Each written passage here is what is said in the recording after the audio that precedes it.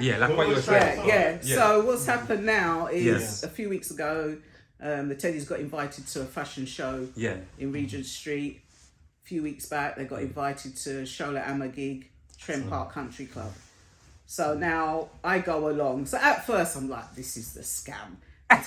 Teddy's been invited to these, you know, and the fashion show was a couture melange, right? And I was like, really? And all this kind of thing, like, no. So went there. Yeah. Now, what's your name? I said, well, I've got this invite. Okay, what's your name? Brenda Kelly King. No, you're not on the list. What? And I was like, That's what. yeah, I said, check again. They're like, no, yeah. you're not on the list. And I was like, oh, this is so embarrassing. I knew this was a scam.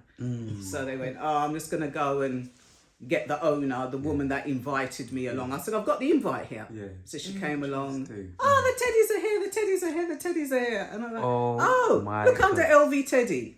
Oh, okay. Tick your name off. That's right. Same thing. Yeah. Went to the Shola Amma gig and I said to them, Yeah. same thing. I thought this is a scam. Went along now because they got invited by NSC. Yeah, NSC, yeah. So went along now and same thing. What's your name? Brenda Kelly King. No, you're not on the guest list. I said, check again. And now I've got a queue behind me. I said, check again. No, you're not on the guest list. And I said to him, how about LV Teddy? Oh yes, LV Teddy. Tick, you can go through. So yeah. this is what I'm now known as. LV Teddy. LV Teddy. Nobody knows me by my name. So they only know that. They only know the Teddies. Yeah. And they can. Right. So they only know that. So now the Teddies have their own thing where it's LV Teddy. They're on the guest list. They're on the invites. I don't exist anymore. I'm just a chauffeur. I'm just a chauffeur. Right. This is really turned around now. I'm literally just a chauffeur, just a chaperone to get them where they need to go. Oh my Me days. as a human being, I don't exist anymore. It's all about LV Teddy. And I'm shocked. And it's embarrassing that, how serious this thing is getting. It's really getting serious now. So, Like going back, yeah? Right. Going back, how did like the journey start with the Teddies? How did everything start? So, with the Teddies, so from young, Yeah. I've always wanted to do something different. So I've got a creative, quirky mind, but I couldn't find a way to release that or release stupidness, just foolishness going on in your head. You just want to do it, but you can't really do it because you're going to look silly. Yeah. So, but then, so all my journey, I'm thinking, what am I going to do? What is it? Anyway, you go through the usual thing, going college, going to work and everything. But I still had this thing in the back of my head. Yeah. There's something I need to do. There's something I don't know how I'm gonna find it, but somehow followed on my journey, had kids, got married, still this little thing at the back of my head. So anyway, brother invited me and Mr. K on a road trip to Wales. Walked into this shop and I saw a Teddy. I was like, that's it. It just came to That's it. Both Mr. B and K saw the Teddy and we went, yeah, we want that Teddy. The man said, no, this is just a sample. We don't know what to do with this thing. We've had the sample in the shop for God knows how long. Oh, wow. Right, so he's like, can you get more? Yeah. We don't know. So we start making inquiries and things like that. And so Mr. K said, so what are you going to do with this Teddy? I said, you know what, I've been waiting for so long for this light bulb moment, This is it, right? So also, okay, the Teddies are for sale. So that's one thing for the sale. The only thing is they're limited edition. Yeah. So you're not going to see them all over the place. All over the place. Yeah. So there's only a limited amount of them. So once they're gone, that's it. They've gone. Yeah. But I also, for years back, especially for our own people, I felt that we're not doing enough to help each other. Yeah. I still There's a feel that. lot of us and we are not doing enough to help each other. I agree. And so I said to myself, off my own back, I'm going to do like a little advertising platform. A bit like Google. Yeah. But anybody can advertise anything. Anybody can do anything. If you're an author, if you're into music, into fashion, all you do is just have the Teddy there. You got something to advertise, you have the Teddy there. Exactly. Yeah. And that is a way of, it's a bit like people saying that you need the experience for a job. And you Of think, course. well, how am I going to get the experience?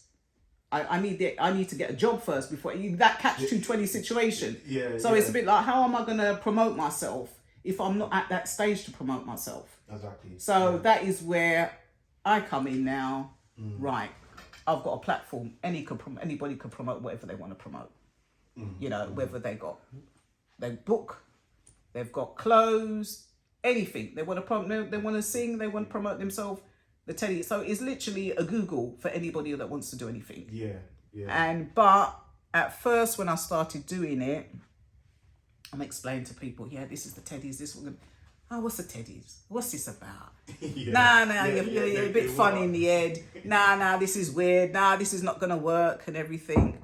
And what I started to do is, you know, when people sort of give negative vibes. They always start off like that, especially Right. when you're a pioneer. Yeah, when they give off negative vibes, Yeah. they think there's something wrong with you, you know, stick to your day job and everything. But when Yeah. you've got a passion about something, You won't stop. you're not going to stop. Yeah. You're not going to Yeah, stop. of course. So I thought, you know what I'm going to do? I'm going to use those negative vibes for my positive. Yep. So when someone says, oh, well, what does the Teddies do? And I said, they advertise people, places, products.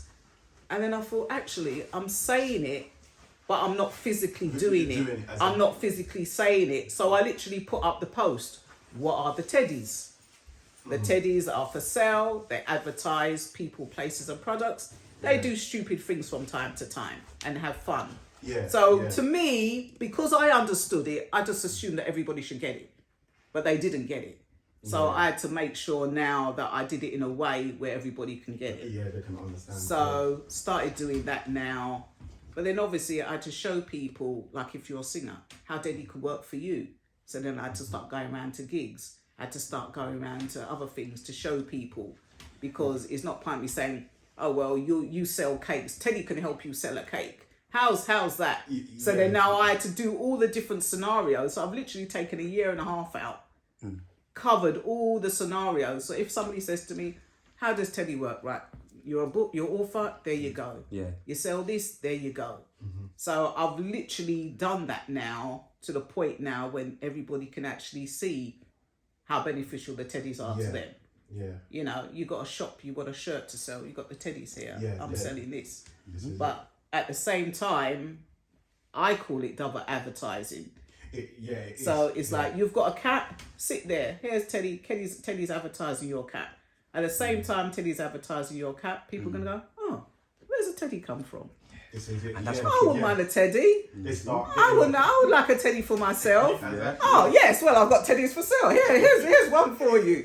You know, so I've named that double advertising. While I'm advertising your product, I'm advertising mine as well. It's a genius idea. And it's working. Of course. And it's working. I see online. I see the results. Yeah. I see Teddy is everywhere. Teddies. When I say everywhere with a capital E, everywhere. Everywhere. Who don't want a Teddy? Right, who would want a Teddy? Yeah. Especially That's after it. it's promoting Louis Vuitton You know, all these- and everything. Like, jeez. You know. But the thing is, this is what I have to say. I'm not promoting as a Louis Vuitton Teddy, right? Yeah, As far as I'm concerned, LV stands for love. yeah. Yes. Love Teddy. I'm not promoting that as it's love Teddy. And the way it started for me as well is because you know, kids grew up with Teddies and things like that. But no, this is a Teddy for the adults. This is our time. We want our. This is not for the little 5-year-olds. This is for a Teddy for us. I can definitely see that. Definitely. You know, this is our Teddy. And people secretly, you know, those that didn't have a Teddy growing up, now's my time. I can have my Teddy now. Yeah. You know, so and it's working and it's going all right. And that's where even, you know, like your brilliant slogan, you're never too old for a Teddy. Right. Like literally, even the first time ago when I saw it, it literally, you know, like, you're a genius, I'm obviously. Because even when I saw that, you know, like, it just stuck in my head. It's like, it's true. And even with what you said, like, sometimes certain people, maybe for whatever reason, they've had to grow up quickly or whatever. And they haven't really had to embrace, you know, like lovely Teddies, things like that. And it's like, now it's like, no, it's my turn now. Let me get. Right. And even with what you said, it's like, there's a difference between having teddy bears for kids, and this one is literally for adults. And The even adults. another way, the way you brand it, like with the rollies, everything, just the way you they can, how you good can they dress look with them their up. You can kick them out and Yeah. do what you want. Yeah. Do what you want with us. And I suppose also, especially for young black men, Of course, yeah. they grow up, you have to be tough, you have to be strong, you have to be this, you have to be that. You don't have to be like that all the time. And we started going to, me and my son, we started going to the fashion shows. And my son was all kitted out and all the photographers rushing over him, taking pictures of him and the teddy. Yeah. And I was like, you know what, the fashion shows are for you.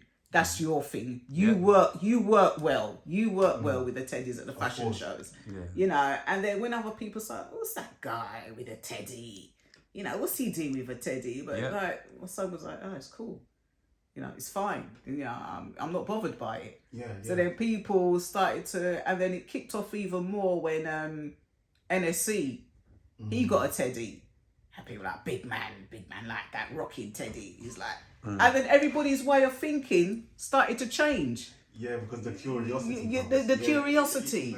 You know, first of all, it's like, how can big man be rocking a teddy? You're like, what's kind of thing like that? But it doesn't change who you are. Exactly. You know, you're still the same person. So it was getting rid of that myth of, you have to be tough, you have to act hard, you have to carry yourself a certain way. No, you don't have to all the time. You know, so I'm glad from that side of things, it's turned things around. You know, which is nice to see. And it's nice to see the guys there, you know, we went to and they were invited, that was another thing, they were invited to the Afro Hair and Beauty show last week. Yeah. Nice. So last year I done some footage with them and they saw the way it worked and like, come back, but come back now as a content creator. So I was like, oh, this is nice. I got my title now, you know, I got my title. Yes. So went back and then they had like a battle of the barbers.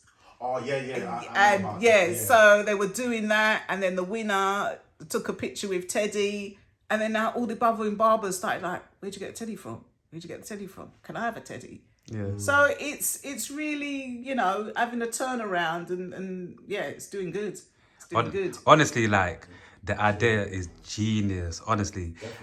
Like, moving forward, 2024, moving forward, Right. Well, obviously, I'm not asking you to, you know, to tell all of us, like, you know, your plans and everything. Yeah. But just in general, like, what would you like to see, you know, like, develop in terms of, like, this journey with the teddy bears? This journey with the teddy, there is so much that I can progress with the teddies. 100%. People are now saying the teddies need a voice. Teddies need to talk. They're just sitting here. You know, they need to be saying something.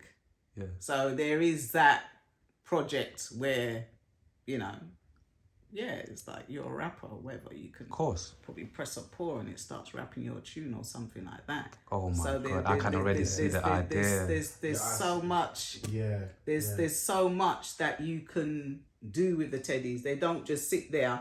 But what I have to do it in stages where people get where we are now, and then in a year's time, we're gonna progress. We're gonna progress to the next thing.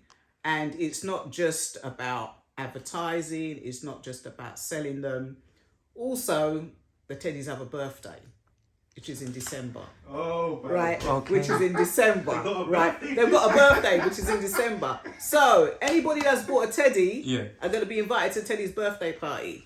So all the teddies will come along. All those that have bought a teddy. Now other people can come as well. Yeah. But it's going to be a big event where like a teddy's tea party, as they say back in the day. Yeah. So everybody bring their teddy along, and we're gonna have a good time. A good time. Yeah, you know, have they both got the same birthday or like a separate one? No, they're both okay. So let me go on to another thing. Okay. So last year I went to Jamaica. Yeah. Right, and they have teddy passports. Oh yeah, I remember you were saying they have teddy passports, and the reason why they have a teddy passport because I didn't want to have any problems with immigration or anything like that. Yeah. So when I got a teddy passport, went there, and they first saw the teddy, and they said, "What's this?" And I said, "It's a working teddy." They said, "Working teddy?" I said, "Yeah." So the woman got up from behind the desk and started. feeling. I know what they wanted to do. Feeling. So I took out the passport. I said, Teddy's got a passport, you know. She said, Queer, what? Teddy got a passport?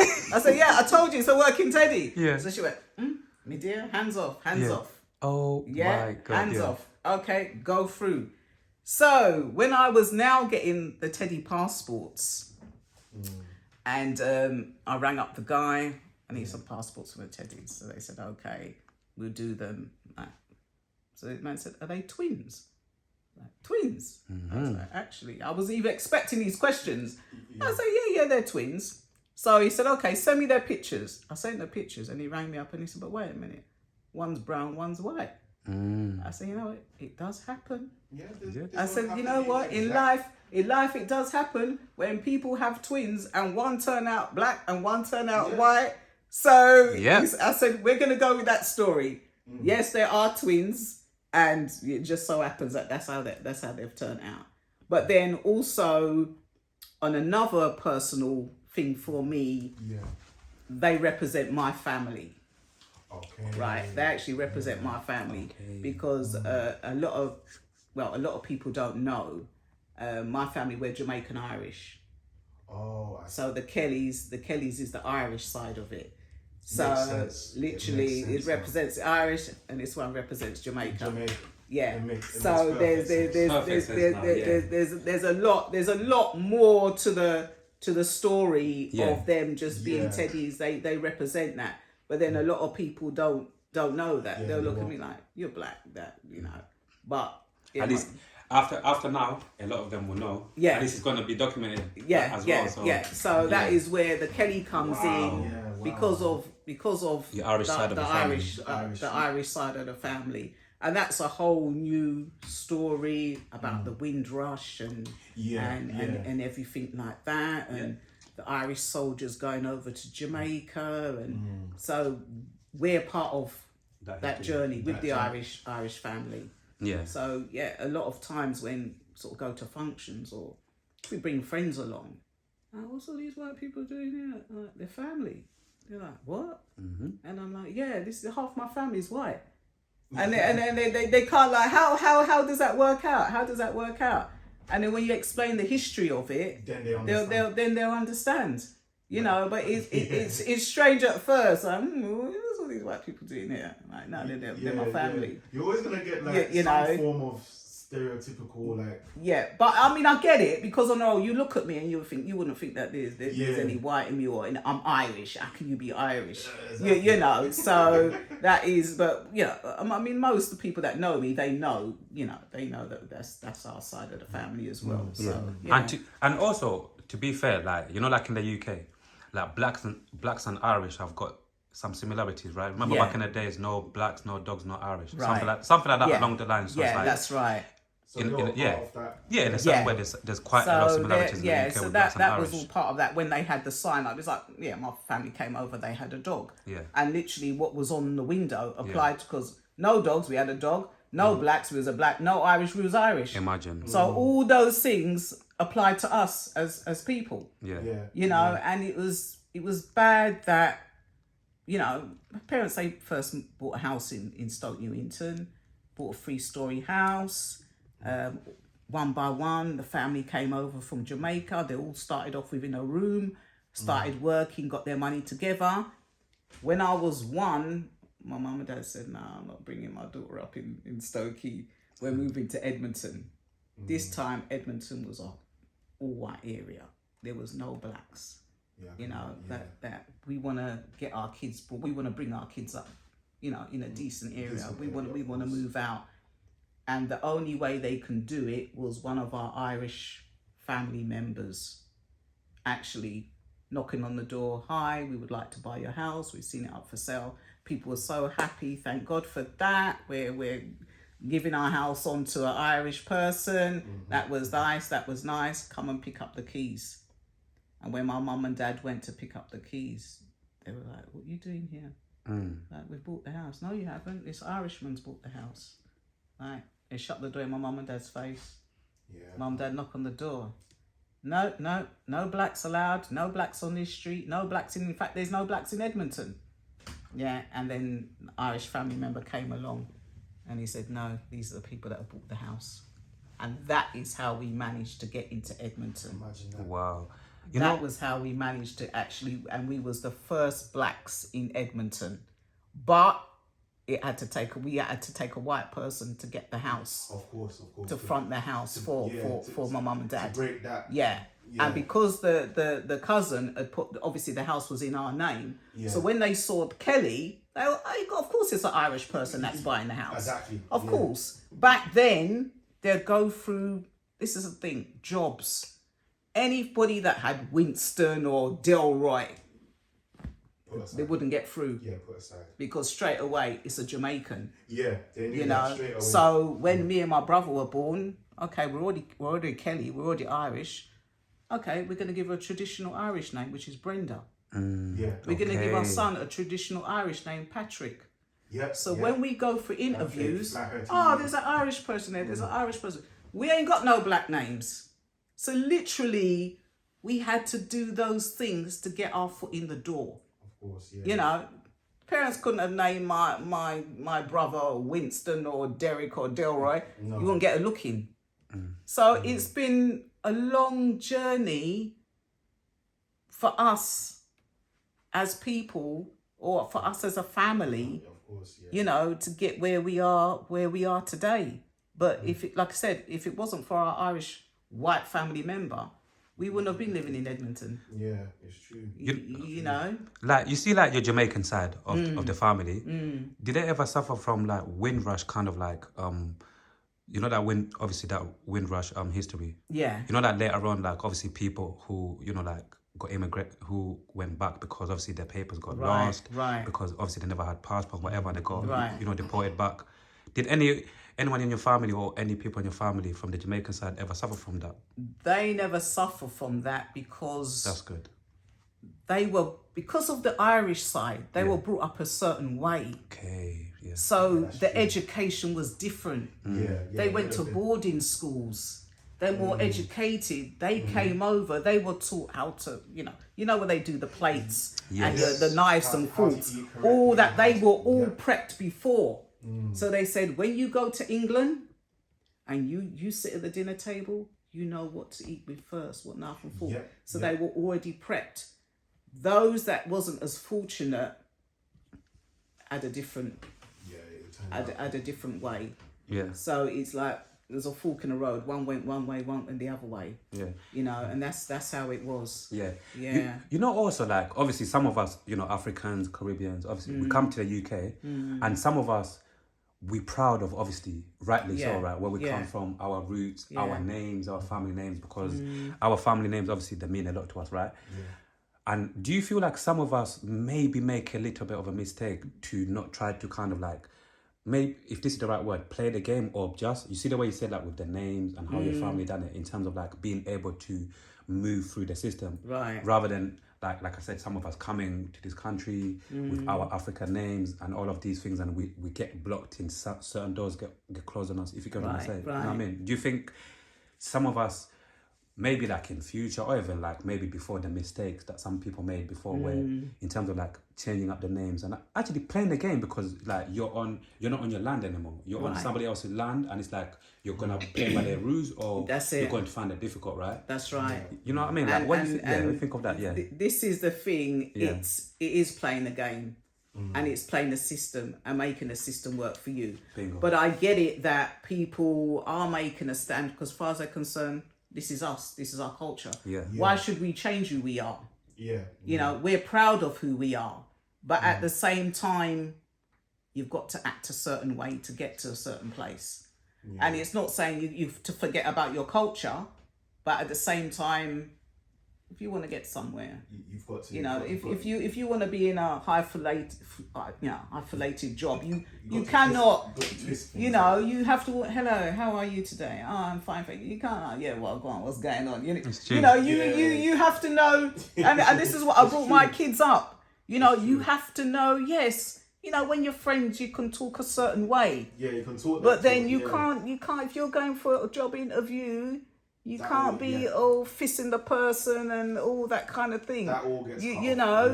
And this is the way. It's not saying you're losing your identity. Bingo, because a lot of them think that. If you want to be a certain way or get your foot in the door, you have to play the game. You have to play the game. Yeah, you have to adapt. You have to play the game. But I understand for certain cultures, they're like, no, we're not doing that. Yeah, we're keeping our names. We are who we are. We're not changing our life. We're proud of who we are or where we come from. So why should we have to now change our voice or act a certain way? But to me, it's what works for you.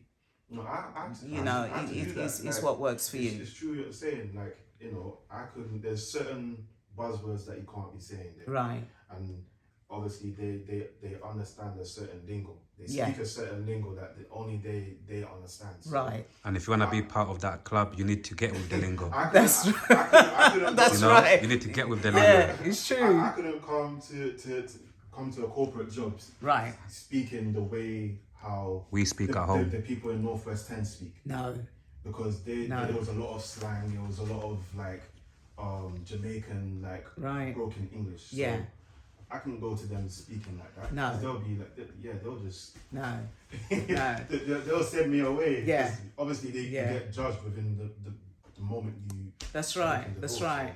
And my first job that I got, because I do accountancy and everything, so the first job I got now, two of us got recruited together. Me and another black girl got recruited on probation for 6 months.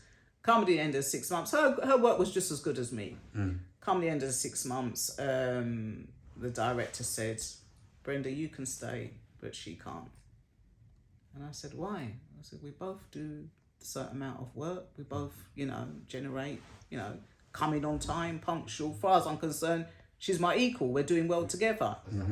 And he said, I'm sorry. He said, he turned to her and he said, I'm sorry, but every time I ask you to do something, you kept saying to me, is it because I'm black? Okay. Is it because I'm black? Yeah, and I used to say to him, why do you keep saying that? He was saying, oh, can you make me a cup of tea? Oh, is it because I'm black? Is it because... Brenda, make me a cup of tea right here. Here's your tea. Yeah. You're good. There you go. Sugar, there you go. Yeah? And I felt sorry for her because she needed the job more than me. Oh my God. She needed the job more than me, but because of her attitude, he was like, no. Every time I say to you, can you put this there? Why are you asking me? Is it because I'm black? Yeah, it does. This goes back... You know what? This goes back to... Sorry to cut you, Lana. This goes back to what we said a few minutes ago in terms of learning how to play the game. Right. Learning knowing where you are. Right. And one thing, like me growing up and a lot of us growing up, where we come from, is like, we have this kind of maybe this friction of us being so proud, saying you know what, this is me, this is who I am, I'm not going to change for nothing. But realistically, I feel like a lot of people like you who have been successful over the years, you have learned to find that balance, right? That balance to, you're not losing yourself, yes, you're still yourself, but you also emotionally, with your emotional intelligence, you understand that once I walk into this establishment, this is what I've got to do to cut through. But at the same time, I'm still me. So even with what you're saying, when your manager used to say to you and your other colleague that, you know what, make me a cup of tea or whatever, with you, once again, you know deep down, you knew who you was. And that's right. And you making him a cup of tea and doing all of these things didn't change you. All of this didn't belittle you, whatever. But you knew that, you know what, this is the job. I'm in the building. I'm going to make my money. I'm going to play my position, keyword, as well. And I'm going to go home and keep making my money. And your other colleague, it's like, some of us, again, it's the other side of us to right, I'm a black. This kind of ego where it's I understand. But at the same time, once again, it's the key thing that we're saying here in this conversation, we just need to be aware. We need to understand you're not losing yourself. You're stepping in an environment. Right. The key word, just try to play the game. Yes. Yeah. You get me? Don't lose yourself, but just try to play the game, make your money, and keep it moving. You get me? So that's what I got from that as well, man. Yeah. So it's been a journey. It's nice to sort of speak about that. It's nice to speak about that, and for us parents as well, is because they came into this country and they're trying to do good for us, for themselves and for us. It was a bit like, you shut up and put up. You just get on with it. You don't be complaining, you don't be making noise, you don't bring attention to yourself. You just get on with it. But at the same time, us as kids, we had to deal with a lot of racism. But we couldn't go home and tell our family, we got called this, we got called that, because then it's like, we're bringing stress on them. Yeah. They just want to come into the country, make some money, make a life for themselves. Yeah. So a lot of the racist side, we just had to deal with ourselves, which was sad in a way, but we just didn't want to put that added pressure onto our parents. Going to school, bit by bit. As we were the first blacks in Edmonton, bit by bit, people started to come in and everything. Yeah. But then going to school in the playground now is like half the playground was blacks. The other side was it National Front, British Movement. It was literally like that going to school. But we couldn't go home and tell our parents, this is how it is. Lunchtime, we're all segregated on this side and the white segregated. We couldn't tell them this is what we're going through, because it's like they just wanted, it was a struggle enough for them just being in the country, let alone hearing what we were going through. I think I had that similar situation in high school as well.